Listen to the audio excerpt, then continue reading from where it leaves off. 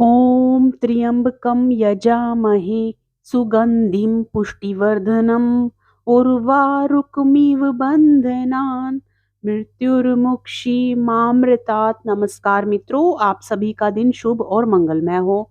आज हम श्रवण करेंगे फाल्गुन मास महात्म्य शिव पुराण कथा अध्याय 10 और 11।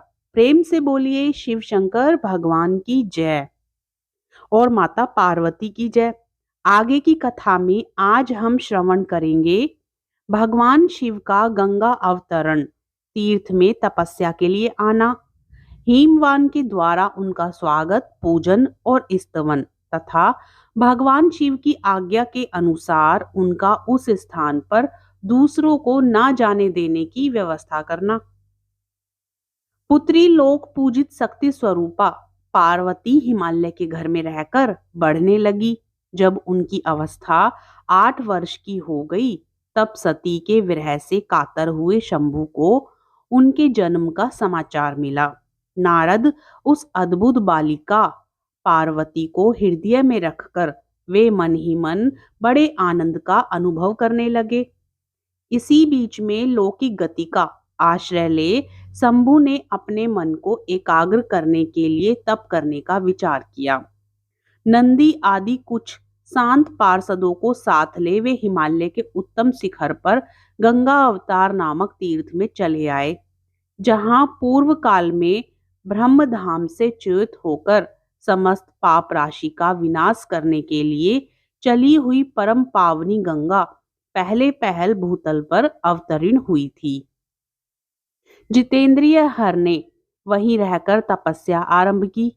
वे आलस्य रहित हो चेतन ज्ञान स्वरूप नित्य ज्योतिर्मय निरामय जगन्मय चिदानंद स्वरूप द्वैतहीन तथा आश्रय रहित अपने आत्मभूत परमात्मा का एकाग्र भाव से चिंतन करने लगे। भगवान हर के ध्यान परायण होने पर नंदी भृंगी आदि कुछ अन्य पार्षद गण भी ध्यान में तत्पर हो गए। उस समय कुछ ही प्रथम गण परमात्मा शंभु की सेवा करते थे।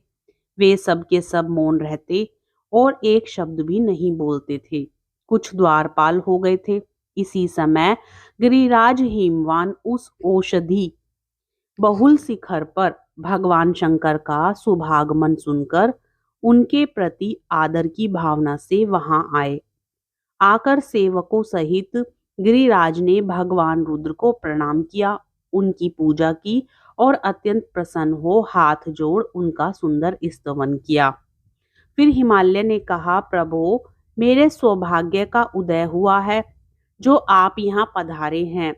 आपने मुझे सनात कर वर्णन किया है कि आप दीन वत्सल हैं। आज मेरा जन्म सफल हो गया, आज मेरा जीवन सफल हुआ और आज मेरा सब कुछ सफल हो गया, क्योंकि आपने यहाँ पदार्पण करने का कष्ट उठाया है।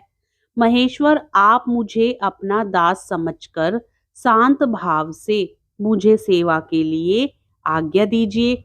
मैं बड़ी प्रसन्नता से अन्यायचित होकर आपकी सेवा करूंगा। ब्रह्मा जी कहते हैं, नारद, गिरिराज का यह वचन सुनकर महेश्वर ने किंचित आंखें खोली और सेवकों सहित हिमवान को देखा। सेवकों सहित गिरिराज को उपस्थित देख ध्यान योग में स्थित हुए जगदीश्वर वृषध्वज ने मुस्कुराते हुए कहा। महेश्वर बोले, शैलराज, मैं तुम्हारे शिखर पर एकांत में तपस्या करने के लिए आया हूँ। तुम ऐसा प्रबंध करो जिससे कोई भी मेरे निकट ना आ सके। तुम महात्मा हो, तपस्या के धाम हो तथा मुनियों, देवताओं, राक्षसों और अन्य महात्माओं को भी सदा आश्रय देने वाले हो। द्विज आदि का तुम्हारे ऊपर सदा ही निवास रहता है। गंगा से अभिषिक्त होकर सदा के लिए पवित्र हो गए हो। दूसरों का उपकार करने वाले तथा संपूर्ण पर्वतों के सामर्थ्यशाली राजा हो। गिरिराज, मैं यहाँ गंगा अवतरण स्थल में तुम्हारे आश्रित होकर आत्म संयम पूर्वक बड़ी प्रसन्नता के साथ तपस्या करूंगा। शैलराज गिरि श्रेष्ठ, जिस साधन से यहाँ मेरी तपस्या बिना किसी विघ्न बाधा के चालू रह सके, उसे इस समय प्रयत्न पूर्वक करो। प्रवर्त परवर, मेरी यह सबसे बड़ी सेवा है। गंगा अवतरण नामक स्थान में, जो मेरे पृष्ठ भाग में ही है, मेरी आज्ञा मानकर ना जाएं। यह मैं सच्ची बात कहता हूँ। यदि कोई वहां जाएगा तो उस महादुष्ट को भी मैं विशेष दंड दूंगा। मुने इस प्रकार अपने समस्त गणों को शीघ्र ही नियंत्रित करके हिमवान विघ्न निवारण के लिए जो सुंदर प्रयत्न किया, वह मैं तुम्हें सुनाता हूँ, सुनो।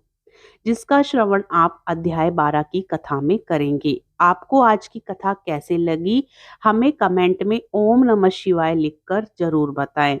यदि आपको कथा पसंद आती है तो ओम नमः शिवाय लिखें, साथ ही वीडियो को लाइक करें और चैनल को सब्सक्राइब करके वीडियो को ज़्यादा से ज़्यादा शेयर करके पुण्य फल की प्राप्ति करें। ओम नमः शिवाय। हर हर महादेव। जय शिव शंकर।